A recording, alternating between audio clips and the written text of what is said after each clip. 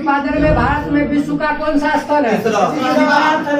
लड़की भारत नाइट्रोजनी उर्वरकों की अपनी कुल खपत का कितना प्रतिशत? लड़का भारत में फॉस्फेटिक उर्वरकों की अपनी कुल खपत का कितना प्रतिशत?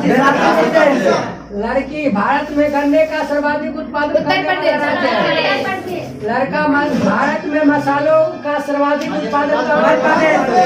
लड़की तरफ से निम्नलिखित में से किस राज्य नहीं है? आलू लड़का भारत में गेहूं का सर्वाधिक उत्पादन करने वाला राज्य है। लड़की विश्व में कॉफी उत्पादन में भारत का स्थान है? कॉफी उत्पादन 8वां चौथा छठा आठवां सही है। लड़का तरफ से भारत की प्रमुख खाद्य फसल है चावल। ठीक है। भारत में विश्व के संदर्भ में सर्वाधिक उत्पादन होता है?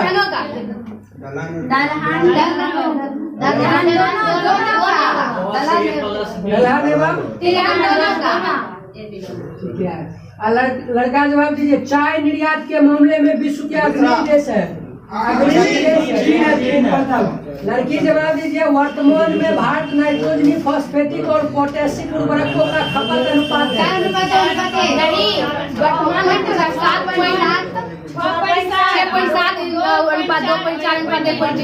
ठीक है। पूजा का सही 6.7 अनुपात 2.4 लड़का जवाब दीजिए। कृषि विशेषज्ञों के अनुसार कृषि के विभिन्न किस्मों लड़की जवाब दीजिए। भारत में निम्नलिखित में से कौन सा राज्य देश की 70% अधिक कॉफी अकेले पैदा करता है? ठीक है। लड़का विश्व में कॉफी अधिकतम उत्पादन किस देश में होता है? भारत में उत्तर प्रदेश राज्य का स्थान किसके उत्पादन में खाद्यान्न उत्पादन दूध उत्पादन लड़का विश्व के नारियल उत्पादक देशों में भारत का स्थान है? भारत का सबसे अधिक दाल का उत्पादन किस राज्य में होता है? लड़का मोटे अनाज मोटे अनाज का विश्व में सबसे बड़ा उत्पादक है भारत। ठीक है।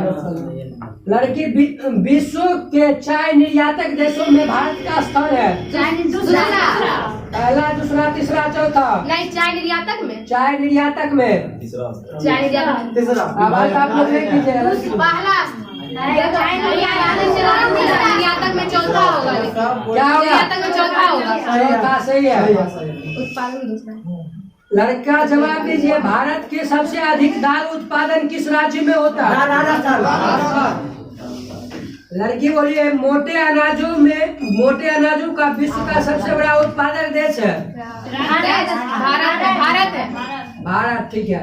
भारत का चावल का सर्वाधिक उत्पादन करने वाला लड़की बोलिए। निम्नलिखित में से कौन सा बागवानी से संबंधित है?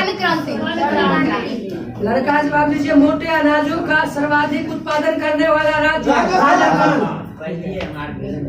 लड़की विश्व के रेशम उत्पादन में अग्रणी राज्य है? लड़का बोलिए। भारत के किस राज्य में आलू सर्वाधिक उत्पादन? उत्तर प्रदेश। ठीक है। लड़की बोलिए। निम्नलिखित फसलों में से कौन सी फसल भारत में संसार के सभी देशों से अधिक होती है? ठीक है। लड़का बोलिए। मूंगफली उत्पादन गुजरात। ठीक है। लड़की कौन सा देश विश्व में गेहूं का सर्वाधिक उत्पादन करता है? चीन। गेहूं का सर्वाधिक उत्पादन करता है? चीन। सही है। लड़का बोलिए।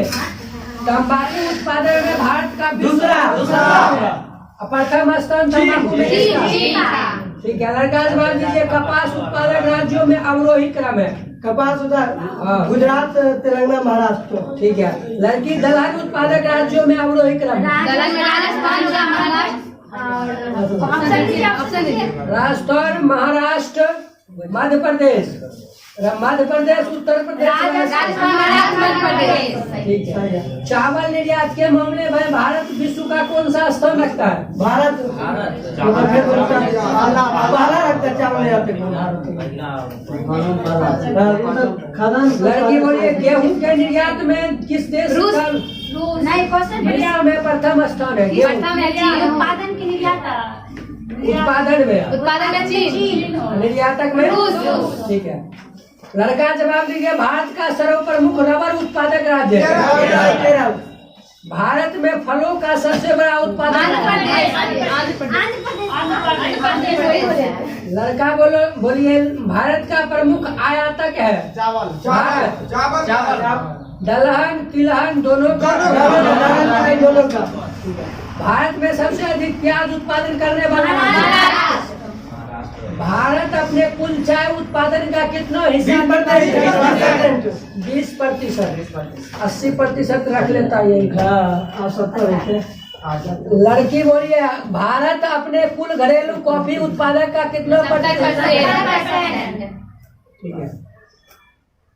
लड़का विश्व में रबर उत्पादक में प्रथम नंबर किस देश का? थाईलैंड। सही है। उसके बाद लड़की बोलिए, भारत रबर के लिए देश की मांग का लगभग कितना % हिस्सा घरेलू उत्पादन? 97%। 97।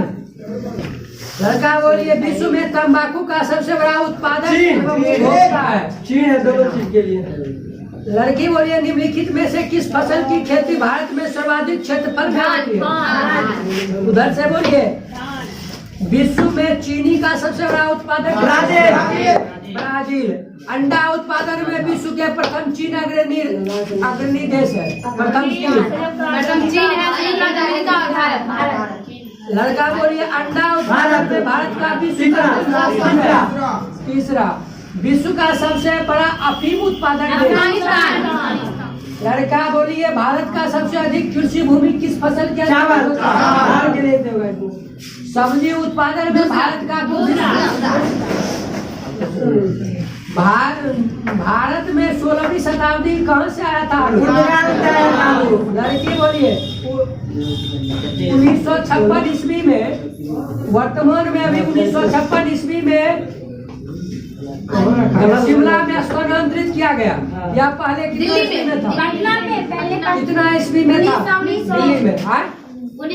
1949 में था।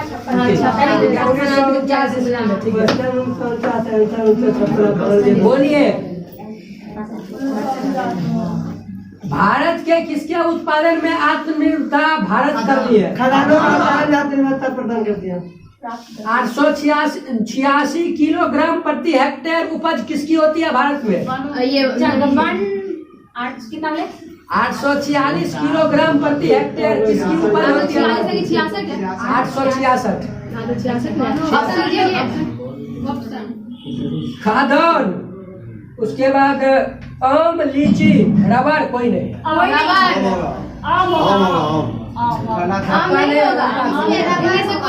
इनमें से कोई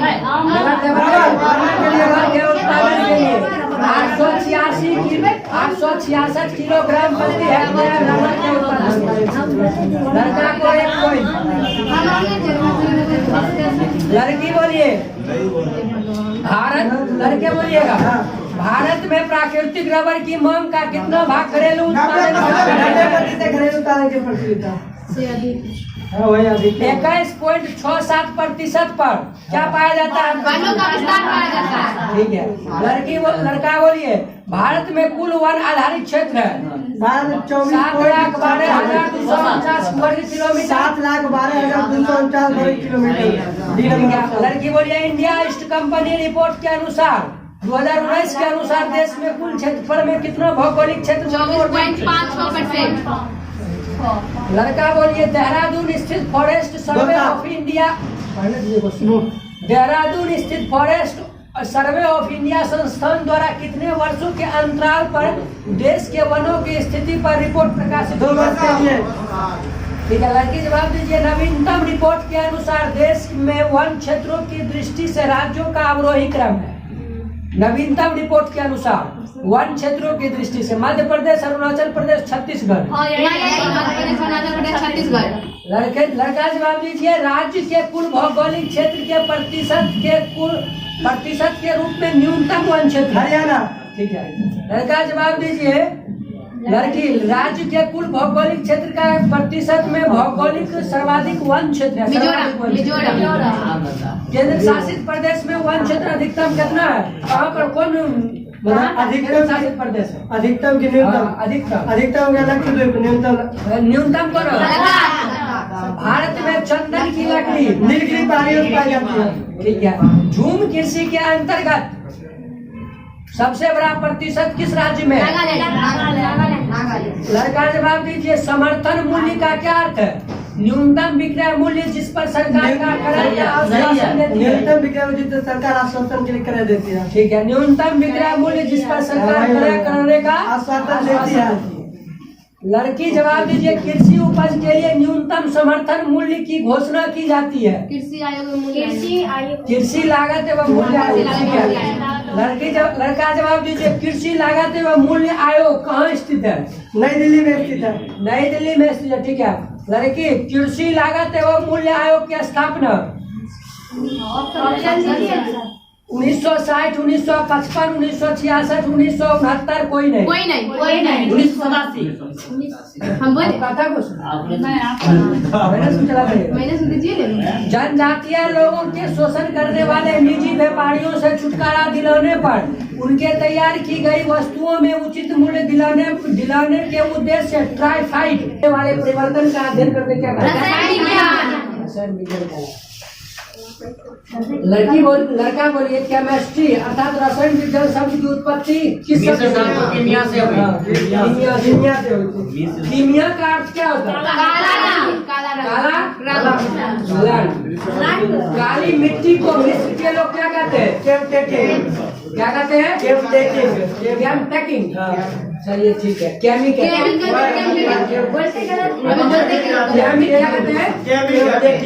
कहते हैं। आज इसके अध्ययन को क्या कहते हैं? केमिकल। बताइए। रसायन विज्ञान का जनक किसे?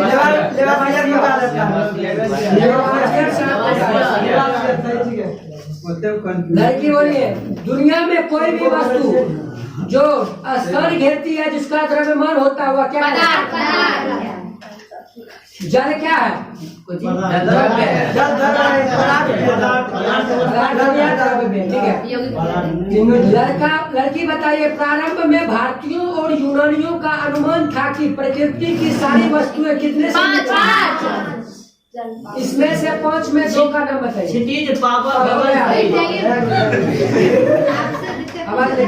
भारत के महान ऋषि डैश के अनुसार क्वेश्चन पढ़ने भारत के महान ऋषि डैश के अनुसार सभी पदार्थ अत्यंत सूक्ष्म कणों से मिलकर अत्यंत सूक्ष्म पदार्थ जिसे क्या कहते हैं? परमाणु कहते हैं। लड़की बताइएगा। पदार्थ के कितने रूप है? 2 वर्गीकृत। जिसमें पहला का नाम क्या है? दूसरा का भौतिक वर्गीकरण को कितने भागों में? 3 भागों रासायनिक वर्गीकरण को कितने भागों में? कौन? लड़का बताइए। शुद्ध पदार्थ को कितने भागों में? 2 भागों में। लड़की बताइए कौन कौन? मिश्रण को कितने भागों में? तत्व को कितने भागों में? कौन कौन? यौगिक को। ठीक है। पदार्थ की वह भौतिक अवस्था जिसका आकार निश्चित होता है उसको क्या कहते हैं? क्या कहते हैं? आकार आयतन दोनों निश्चित होता है। आकार निश्चित होता है। आयतन में बोलो। लड़के बोलिए। लोहा कौन सा पदार्थ है? दोनों निश्चित। लकड़ी की कुर्सी। ठीक है। लड़का बताइए। पदार्थ का वह भौतिक अवस्था जिसका आकार और निश्चित एवं आयतन निश्चित हो क्या कहलाता है? लड़की वह भौतिक अवस्था जिसका आकार और निश्चित एवं आयतन बताइए। तारपीन का तेल क्या है? तेल क्या है? सरसों का तेल। लड़का बताइए गैसों का गैस नहीं होता है। गैसों का क्या नहीं होता? आप लोग बताइए पृष्ठ नहीं होता है। उसका भी सही आकार निश्चित नहीं होता। इसे आसानी से क्या किया जा सकता है? संपीड़ित नहीं किया जा सकता है, यानी दबाएं। लड़का जवाब दीजिए। डैश एवं डैश में परिवर्तन करके किसी भी पदार्थ की अवस्था को परिवर्तन करके। लड़की बताइए परंतु इसके अपवाद में कौन है? लकड़ी का पत्थर। लकड़ी और पत्थर है। लकड़ी और पत्थर। लकड़ी का पत्थर। जल डैश भौतिक अवस्था में रह सकता है। जल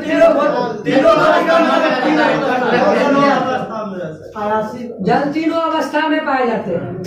लड़की बताइए पदार्थ के तीनों भौतिक अवस्था का नाम। ठोस, द्रव, गैस। कुछ पदार्थ को गर्म करने पर सीधे ठोस के रूप में परिवर्तित ठोस से सीधे गैस के रूप में परिवर्तित हो जाते हैं। जैसे आयोडीन क्या? कपूर में पदार्थ की चौथी अवस्था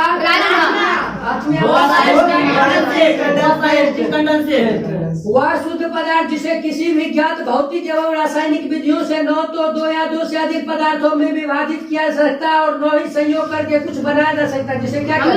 नहीं लड़का, जिसे क्या कहते हैं? तत्व कहते हैं। बताइए ऑक्सीजन क्या है? ऑक्सीजन। जल क्या है? यौगिक है, जल यौगिक। लड़का बताइए वह शुद्ध पदार्थ जो रासायनिक रूप से दो या दो से अधिक तत्वों में निश्चित अनुपात में रासायनिक संयोग से बने होते हैं। जिसे क्या कहते हैं? मिश्रण कहते हैं। निश्चित में यौगिक होगा।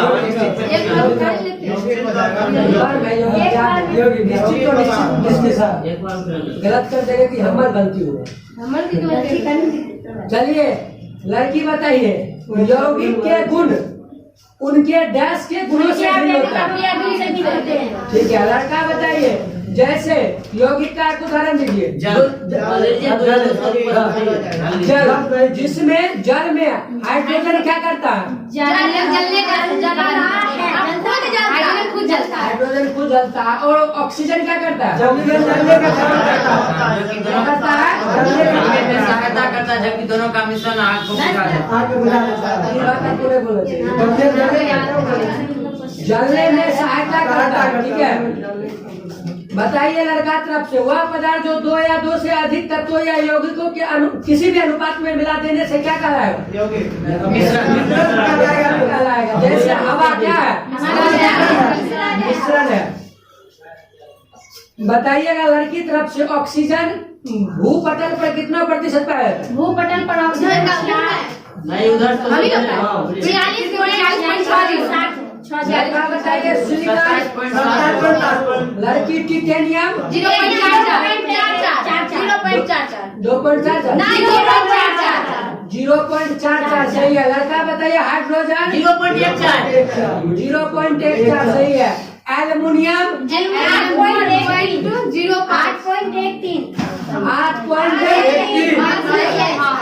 8.13 ठीक है। एल्युमिनियम में पृथ्वी पर 8.13 पाया जाता है। लड़का बताइए लोहा 5% लोहा पृथ्वी पर पाया जाता है। लड़की बताइएगा शरीर में ऑक्सीजन कितना पाया जाता है? 65% या 65%। लड़का बताइए कार्बन कितना? लड़की बताइए लोहा 0.004। अन्य तत्व कितना पाया जाता है?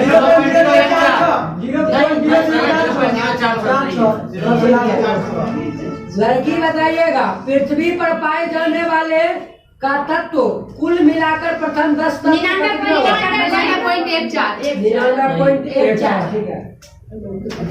लड़का बताइए निश्चित अनुपात में अवयवों को मिलाने से क्या किस चीज का निर्माण होता है? समांगी मिश्रण निश्चित अनुपात में अवयवों को मिलाने से कौन सा मिश्रण का समांगी मिश्रण का निर्माण इसके प्रत्येक भाग में एक समान क्या होते हैं? एक समान अनुपात है ना? क्या होते इसके हैं? प्रत्येक भाग में एक समान क्वेश्चन क्या बोले इसके प्रत्येक भाग में क्या एक समान होते हैं? गुणधर्म होता है। ठीक है, गुणधर्म एक समान होते हैं। इसके प्रत्येक भाग में गुणधर्म समान होते हैं। चीनी और नमक का जलीय विलयन सभी जगह एक समान होते हैं। लड़का बोलिए और निश्चित अनुपात में अवयवों को मिलाने से क्या होता है? इसमें मिश्रण। इसके प्रत्येक भाग में इस गुणधर्म अलग गुणधर्म क्या होते हैं? अलग अलग भिन्न भिन्न होते हैं। जैसे उदाहरण एक बताइए। इसमें मिश्रण आशा एवं मिश्रण आप बताइए। विस्मरण का एक पानी और बालू का मिश्रण क्या हुआ? एवं विस्मरण का उदाहरण बताइए। हाँ वही तो पास करिए भैया। आवाज नहीं आ सही हवा सही है विस्माकी हवा मिश्रण से ये हवा में कार्बन डाइऑक्साइड लीजिए करेगा। लड़का जवाब दीजिए। किस विधि द्वारा अकार्बनिक ठोस मिश्रण को अलग किया जाता है? आसमान भी तो है किस विधि द्वारा? गलत कर रहा है। लड़का के को पॉइंट है। पढ़िए नहीं बोलते हैं। सुनिए लड़की फिर से बोलिए। इस विधि से डैश मिश्रण को उचित विलायक के साथ मिलाकर गर्म किया जाता है। हम ही लोग का है। जी सर। कैसे? जी मैम इस विधि में डैश मिश्रण को उचित विलायक के साथ मिलाकर गर्म किया जाता है। डैश डैश डैश मिश्रण को उचित विलायक अशुद्ध मिश्रण को? हाँ। नहीं, विस्मरण को है। हाँ अशुद्ध मिश्रण को सही अशुद्ध मिश्रण को गलत है। आप लोग बोलिए क्या? पदार्थ को अशुद्ध पदार्थ एक सेकंड सुनिए आप बोले कि डैश मिश्रण को इसलिए बोले अशुद्ध मिश्रण को आप डैश मिश्रण को बोले। हम क्या बोले सुनिए फिर से। आप लोग फिर से जवाब दे सकते हैं। इस विधि में डैश मिश्रण को उचित विलायक के साथ मिलाकर गर्म किया जाता है। समांगी मिश्रण। आप लोग बताइएगा। अशुद्ध ठोस मिश्रण को उचित विलायक के साथ मिलाकर ठोस होगा। चलिए तथा गर्म अवस्था में इसे डैश के द्वारा छान लिया जाता है। लड़का लड़की बताइए। कीप के द्वारा छानना कीप के द्वारा छान लिया जाता है। ठीक है। छोड़ने के बाद विलयन को कम ताप पर धीरे धीरे क्या कर लिया जाता है? गरम कर लिया जाता है क्या कर लिया जाता है? कम तो गरम कर लिया जाता है गरम कर लिया जाता है। क्या कर लिया जाता है?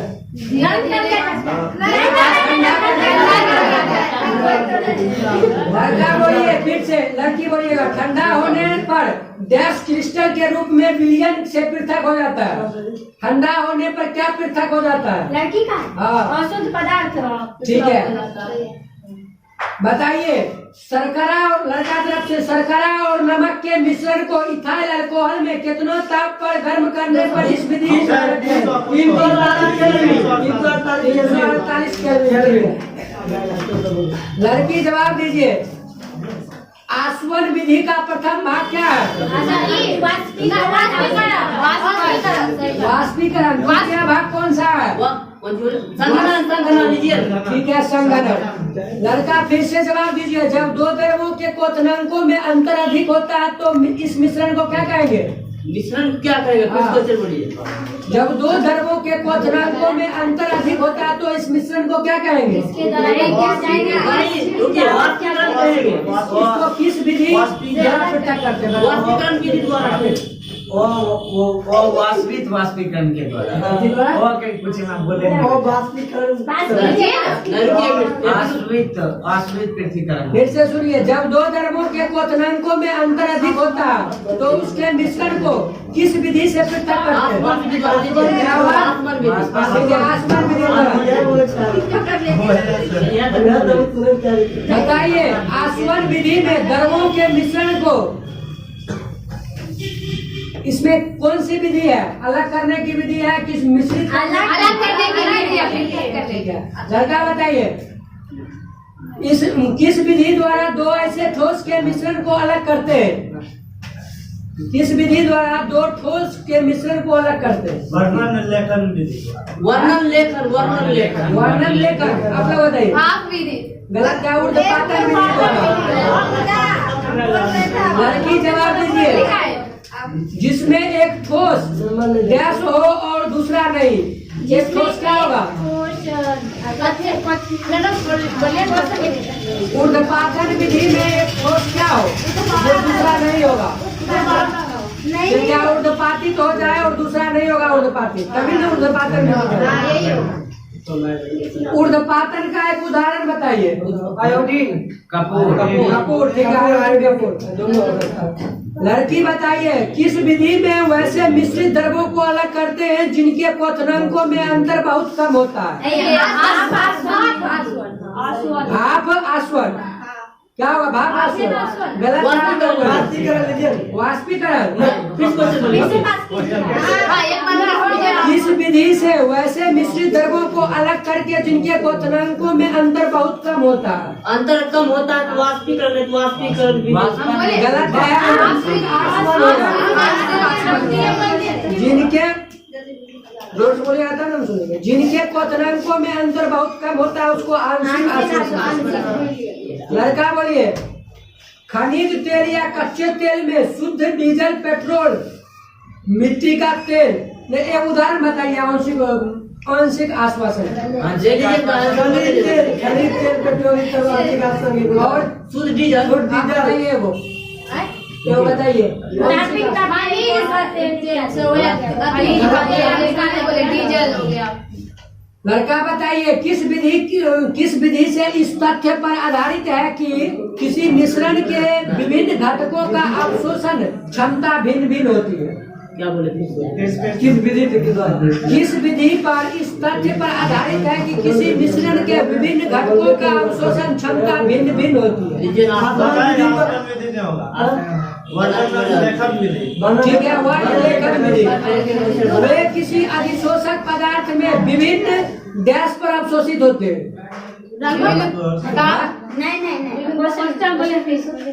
वर्णलेखन विधि में किसी अधिशोषक पदार्थ में विभिन्न डैश पर अवशोषित होते हैं। विभिन्न डैश पर अवशोषित होते हैं। बताइए।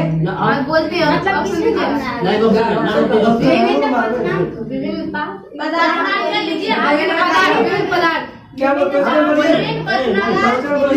क्वेश्चन फिर से बोल रहे, ध्यान दीजिए। वर्णलेखन विधि में किसी अधिशोषक पदार्थ में विभिन्न डैश पर अवशोषित होते हैं। लीजिए ताप पर विभिन्न दूरी पर अवशोषित होते हैं और इस प्रकार रक्षा कर लिए जाते हैं।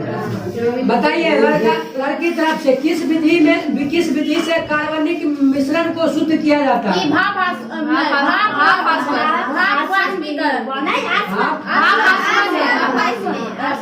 ठीक है, भाप आस्वन। जो जल में डैश होता है घुलनशील होता है, घुलनशील नहीं। क्या होता है? जो घुलनशील लीजिए ना। घुलनशील होता है, नहीं होता। परंतु भाप के साथ क्या होता है? वाष्पीकृत हो जाता है। गलत है, वाष्पीकृत नहीं हुआ। क्या हुआ?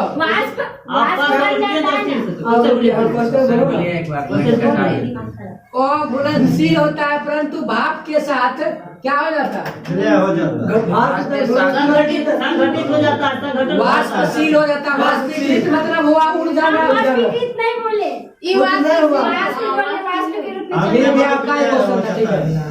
लड़की बताइए, लड़का बताइए, किस विधि द्वारा विशेष रूप से उन पदार्थों का शुद्धिकरण किया जाता है जो अपने क्वथनांक पर अपघटित हो जाते हैं?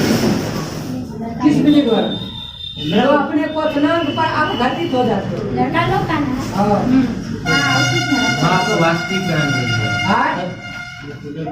क्या होगा? किस विधि एक विशेष डैश पर तथा डैश पर हो रहा है? ठीक है, लड़का बोलिए, लड़की बोलिए। द्रव्यनांक नियत वस्तु का क्या कहलाता है? नियत वस्तु का पदार्थ का क्या कहलाता है? द्रव्यनांक कहलाता है। ठीक है, लड़का बताइए, जब तक पदार्थ गलता रहता है तब तक ताप क्या रहता है? क्या बोले? जब तक पदार्थ गलता रहता है तब तक ताप क्या रहता है? क्या होगा? नहीं जब तक पदार्थ गलता रहता है तब तक ताप क्या रहता है? उस पर के विघटित होते रहता है, लीजिए ना। जब खत्म हो जाएगा तब नियत रहेगा। जैसे ही पदार्थ है, पदार्थ जलता रहेगा। जब तक क्या बोले सुनो, हमें बोलिए। एक बार बोलिए। लड़का बोलिए, लड़की बोलिए। लड़की बोलिए हिमांक का मन, लड़का निमांक का मन 0 डिग्री सेल्सियस। ठीक है। लड़की पदार्थ का द्रव्यमान एवं हिमांक का मन क्या होता है? गलत है, आप लोग बताइए। गैस दोनों कम हो जाता है। गलनांक और हो जाता है।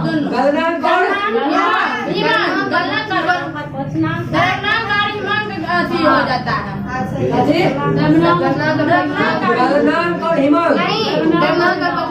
द्रव्यमान हिमांक और पतनांक सही है। हिमांक और क्वथनांक गलत है। हिमांक और द्रव्यनांक कम हो जाता है। प्रभाव समझ रहे हैं? द्रव्यनांक का दाब पर प्रभाव बढ़ाने से द्रव्यनांक क्या हो जाएगा? बढ़ जाएगा। ठीक है। लड़का जवाब दीजिए। मोम क्या? द्रव्यनांक क्वथनांक क्या? द्रवीकरण क्या? द्रव्यनांक है, उदासी द्रवीकरण। तांबा क्या है? तांबा द्रव्यनांक है। ठीक है। ढलवा लोहा।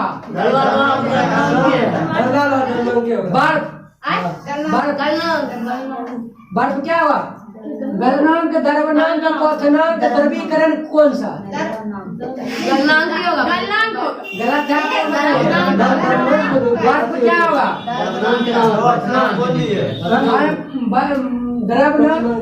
द्रव्यनांक, क्वथनांक, द्रवीकरण और गलनांक क्या होगा? बताइएगा। द्रव्यनांक द्रवीकरण है। मुद्रा धातु ऐसे पदार्थ बने होते हैं जो जमने पर आयतन बढ़ते हैं। बताइए क्या होगा? ऐसे पदार्थ कौन है जो जमने पर आयतन बढ़ता है? ऐसे पदार्थ कौन है जो जमने पर जिसका आयतन बढ़ता है? आयतन बढ़ता है, बर्फ का नहीं बढ़ता है। जैसे आप बता कर दिए, बस बोल सकते हैं। मुद्रा जिस पदार्थ बनता है उसका आयतन बढ़ता ठीक है। है। मुद्रण धातु। लड़की बोलिए डैश एवं डैश की मुद्राएं ढाली नहीं सोना जाती एवं है। चांदी में मुहर लगाया जाता है। एक बार तो सही जवाब दे दे। सोना और चांदी में मुहर लगाया जाता है। इसको ढाली नहीं जाती है। हल्का क्वेश्चन है, चल बोलते। लड़का बोलिए मिश्र धातु का डैश में बनाने वाले पदार्थों के गलनांक कम होता है। द्रव्यनांक, क्वथनांक, द्रवीकरण, गलनांक क्या होगा? मिश्र धातुओं का डैश, मिश्र धातु का डैश उन्हें बनाने वाले पदार्थों के गलनांक से कम होता है। मिश्र धातु का पतनांक गलनांक से कम होता है। क्या हुआ? क्वथनांक शायद वही होगा। कंफर्म बोलिए। क्वथनांक गलत है, बोलिए। क्वेश्चन फिर से बोलिए। मिश्र धातु का डैश उन्हें बनाने वाले पदार्थों के गलनांक से कम होता है। द्रव्यनांक। क्या हुआ? द्रव्यनांक। द्रव्यनांक। लड़की को 3 पॉइंट। उसमें डैश डालने पर पदार्थ का गलनांक घट जाता है।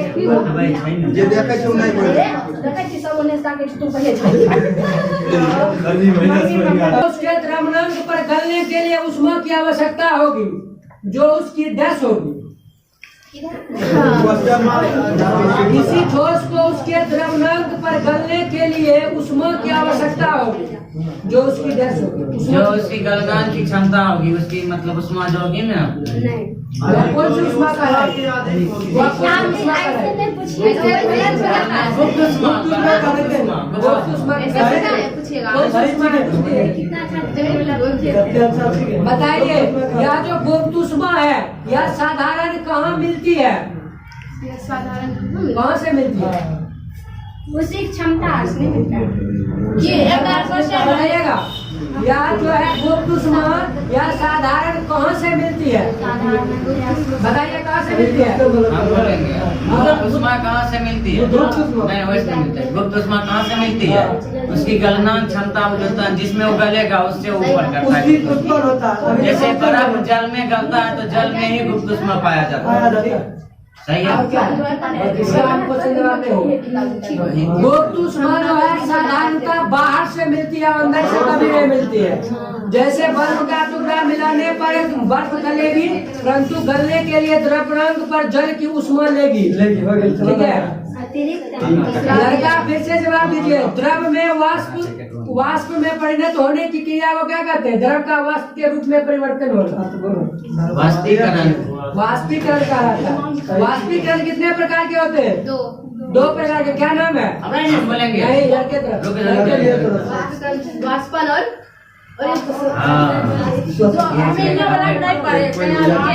वाष्पन होगा एगो।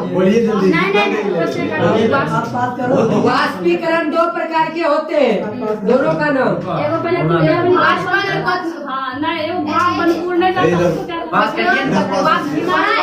नहीं क्वथनांक द्रव नहीं है एगो वाष्पन होगा एगो क्वथनांक नहीं वाष्प क्वथन वाष्पन और क्वथन होता है।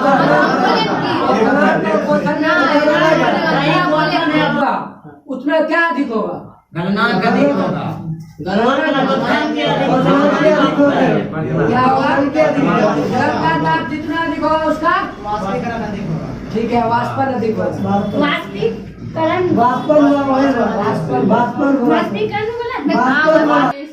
क्षेत्रफल अधिक बने वाष्पन तेजी से होगा। सही है। लड़का बोलिए। परमाणु तत्व का वह छोटा से छोटा कण है जो किसी भी रासायनिक अभिक्रिया में भाग लेता है, परंतु वह किस में नहीं रह सकता। अच्छा क्वेश्चन है। तत्व वह छोटा से छोटा कण है जो किसी रासायनिक अभिक्रिया में भाग ले सकता है, परंतु वह किस अवस्था में नहीं रह सकता। द्रव अवस्था में नहीं रह सकता। द्रव अवस्था में नहीं रह सकता। सूक्ष्म अवस्था बोलिए। अत्यंत सूक्ष्म कणों से परमाणु मिलकर बना होता है, अणु कहते हैं। वह किस अवस्था में नहीं रह सकता? सूक्ष्म अवस्था में। किस अवस्था में? स्वतंत्र अवस्था। सही है, सही है। बताइए।